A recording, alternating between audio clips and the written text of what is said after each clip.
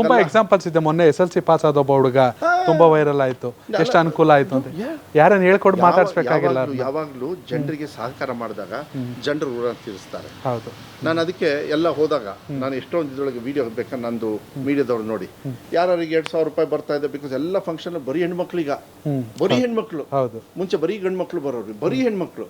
ಯಾರಿಗೆ 2,000 ಬರ್ತಾ ಇದೆ 95% ಕೈ ಎತ್ತುತ್ತಾರೆ.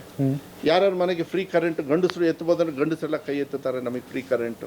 ಯಾರ ಶಕ್ತಿ ಯೋಜನೆಯಲ್ಲಿ ಬಸ್ಸಲ್ಲಿ ಹೋಗಿದ್ರೆ ಹೆಣ್ಮಕ್ಳು ಕೈ ಎತ್ತುತ್ತಾರೆ. ಆದ್ರೆ ಒಂದು ಕೇಳ್ತೀನಿ, ನೀವು ಯಾರಿಗೆ ಓಟ್ ಹಾಕಿದಿರಿ ಅಂತ ಮಾತ್ರ ಕೈ ಎತ್ತಸಲ್ಲಮ್ಮ. ಆದ್ರೆ ತೀರ್ಮಾನ ಯಾರು ಋಣದಲ್ಲಿದ್ದೀರಿ, ಯಾವ ಸರ್ಕಾರ ನಿಮಗೆ ಸಹಕಾರ ಮಾಡಿದೆ, ಕೈ ಮುದ್ದು ಕೇಳ್ತೇನೆ. ಅದಕ್ಕೆ ಆ ವಿಶ್ವಾಸಕ್ಕೆ ಮೋಸ ಮಾಡಬೇಡಿ.